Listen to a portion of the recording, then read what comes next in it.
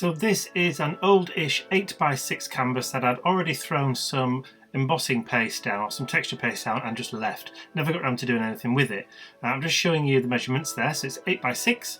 I have some music sheet fragments from Happy Mail, and I'm going to glue these fragments onto the canvas using the matte collage PAUGE from ALEENE'S. I'm going to stick these two pieces across the top, and I'm going to add a fragment towards the middle bottom of the canvas, and then I'm also going to fold the pieces of paper over the sides so that the canvas, so that the pattern carries on around and down the sides of the canvas.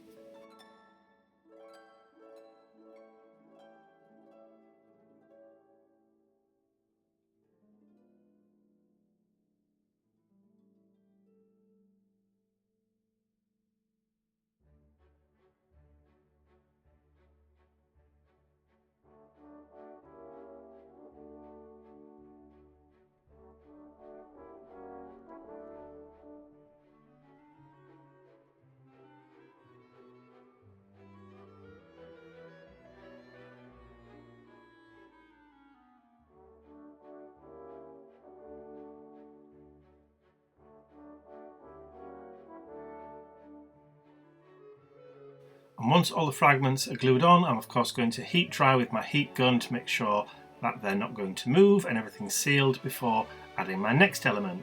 Now this is a laser cut chip frame that I picked up from my local craft store, and I'm going to glue it down using the super thick gloss gel medium, or slap it on as it's known, from Indigo Blue.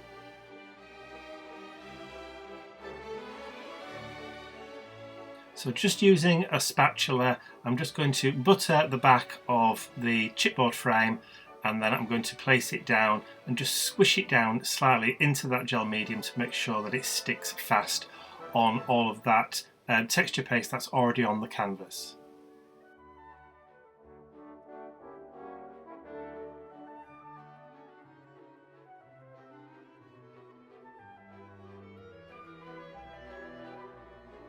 And once I'm happy with its position, I'm just going to give it a quick heat blast just to set it in place to make sure it doesn't move with my heat gun before moving on. So the next step, I'm using the Expedition ephemera pack, where I've already taken out some bits and pieces that I want to use on this canvas, and I'm just going to place them down loosely and place them around and try and work out the best positioning for them before I glue everything down. I love these pieces of reproduction ephemera because they're just so versatile for adding some detail and some nice vintage effects into the background of a canvas or an art journal page. I'm just using the same matte collage PAUGE that I used to stick the music sheets down to stick all the ephemera in place.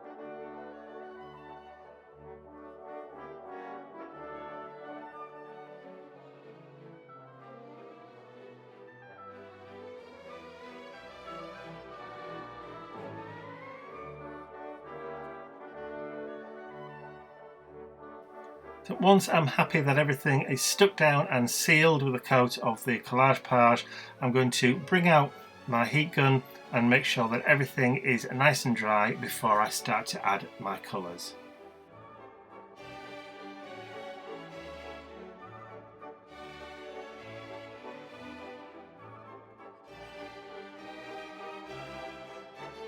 My first layer of colour is the white gesso from Indigo Blue, or the Gesso Good. I'm just going to add a little bit to this styrofoam plate, and I'm going to paint over the top of the chipboard frame.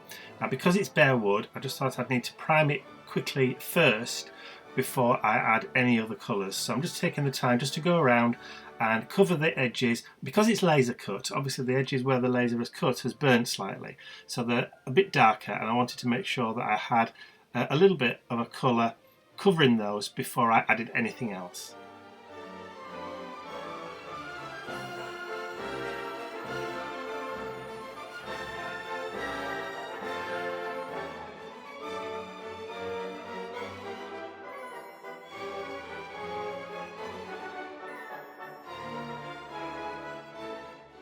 Now that the frame is completely covered, I'm going to start adding some gesso around and covering up some of my ephemera elements.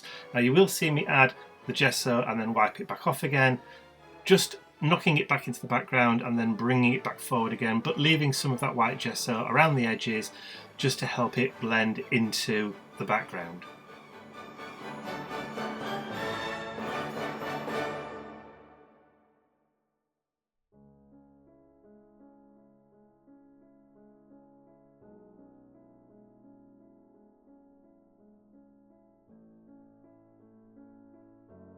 So once the gesso is dry, and it doesn't take too long, I'm going to add my second colour, the Burnt Umber acrylic paint. Now, this one is from DOCRAFTS, it's the ARTISTE range. I'm also going to mix it with a little bit of the Winsor & Newton glazing medium. So I'm going to put about equal amounts of paint and glazing medium onto the styrofoam plate, and then I'm just going to mix the two together.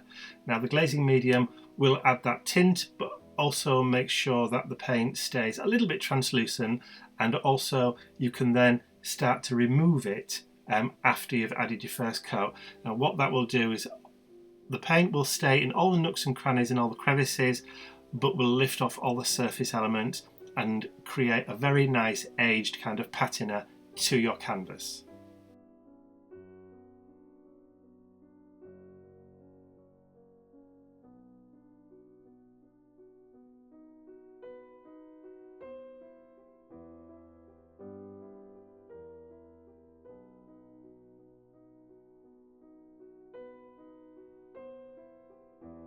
And I know from a lot of the comments on my YouTube channel that when I add this kind of dark colour to a project, it really does freak a lot of people out.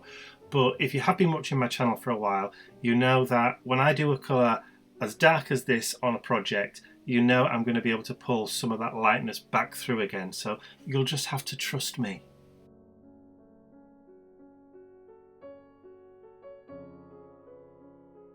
So here you go, out comes that baby wipe, and I'm going to start to remove some of that burnt umber and leave it in the background. So you can see I've taken off the surface but left a lot of it, which gives it that really nice aged grunge look.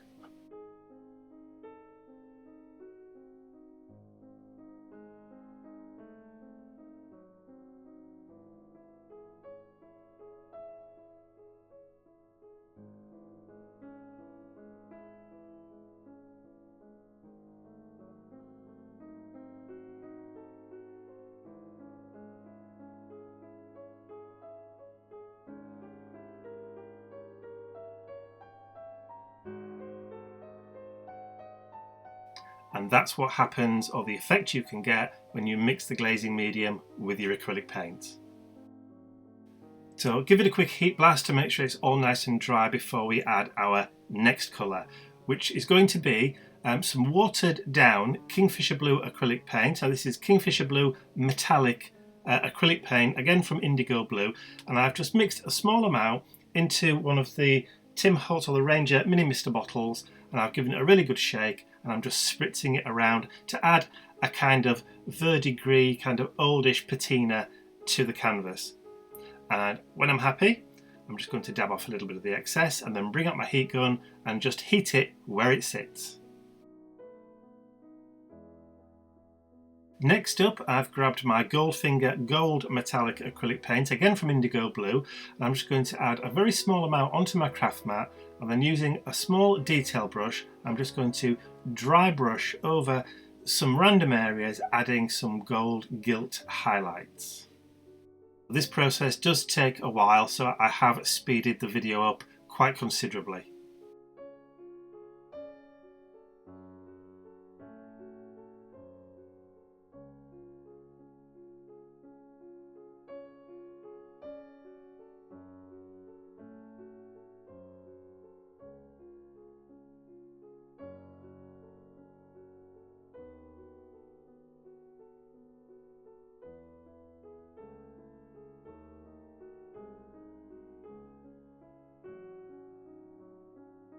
So I'm now just going to grab my heat gun and just give it a quick once over to make sure it's all nice and dry, and then I will hold it and tilt it under the light so you can see that lovely shine.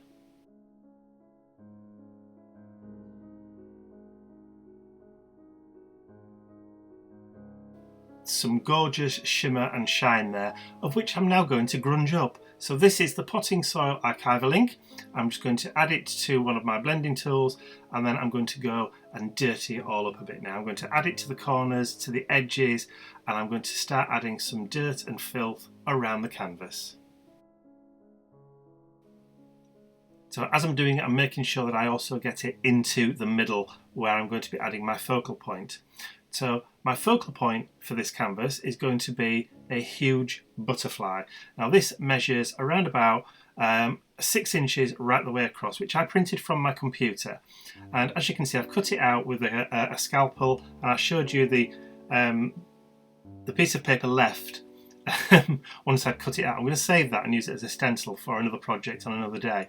So I'm just adding some of that Potting Soil ink all the way around to tidy, or well, to add a little bit of colour and dimension to the butterfly's wings. As you can see, I've also bent a small amount of copper wire to create the antenna, and I've added some foam pop dots underneath the butterfly to give it some dimension when I stick it down.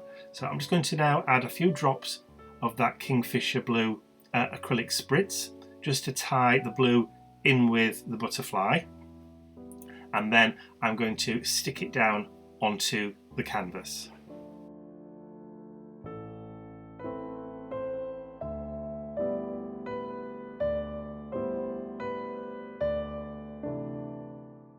But first I just need to adjust those copper antennae a little bit before I commit it to actually sticking it down.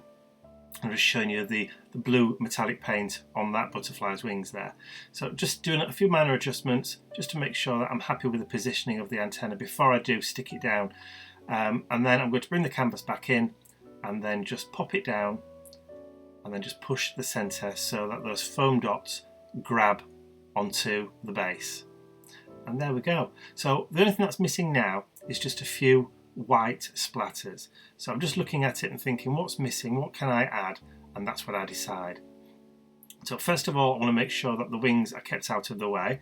So I'm just going to grab a small wooden peg, and then I'm going to mix up some of the white indigo blue gesso onto the plate. Just mix it with a small amount of water, and then using my brush, I'm just going to add a few white splatters and drops of white gesso onto the canvas itself.